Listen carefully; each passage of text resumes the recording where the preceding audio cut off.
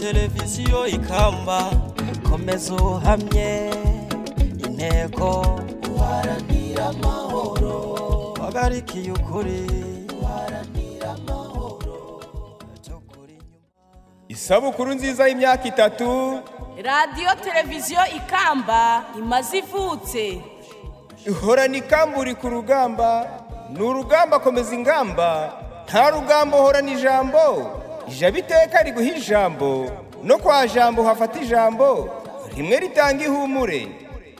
Komeza iteka uvuga amateka, itegeko teka riguha iteka, iteka utekereza abatuye, ryo n'ituru uzaba utuye, ngo abarutuye bagira ituze.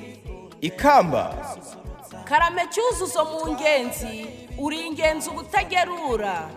nge singerura nkuvuga imyato, imyaka yawe ubonye izuba, waje shenga ushima haryana, ni nayo mpamvu ubutagerura, twe tugushimira ko dushima. Cyo kazi kambere n'ikaze, muri gakondo ndabona ukunzwe, niho dusanga ubwo mu misango, dusabane tuvuna sambwe. Tuvuna sambwe rwose. Ariko se Rudoviko we, Ndakumva Davoro. Radio Televiziyo Ikamba ikorera he?